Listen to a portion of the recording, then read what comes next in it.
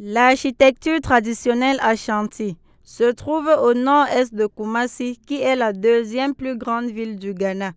L'ensemble de bâtiments traditionnels constitue les derniers vestiges de la grande civilisation des Ashanti.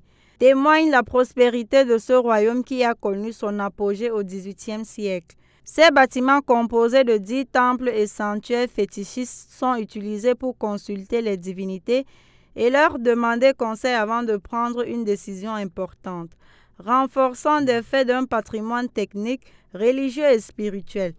Depuis 1980, les bâtiments traditionnels Ashanti sont classés au patrimoine mondial de l'UNESCO pour ses valeurs universelles exceptionnelles, qui se caractérisent par des motifs traditionnels qui figurent sur leurs bas-reliefs richement décorés et couverts de toitures de chaume de forte pente, sont peu à peu menacés de destruction sous l'effet du temps et du climat.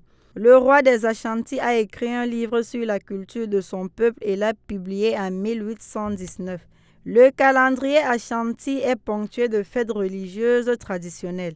Les Ashanti ont toujours été connus pour leurs combats acharnés et lorsqu'ils étaient confrontés à la guerre, ils utilisaient des tambours pour signaler l'imminence du combat. Cette communauté maîtrise diverses formes d'art, notamment le tissage, la sculpture et le travail de métal à style particulier. Sont connus aussi pour transmettre la culture par le biais des symboles en dikra gravés dans les lieux sacrés plutôt que par le biais des écrits.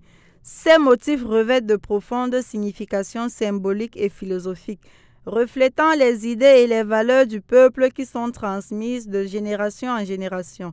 Si vous êtes passionné des architectures, faites un tour au Ghana.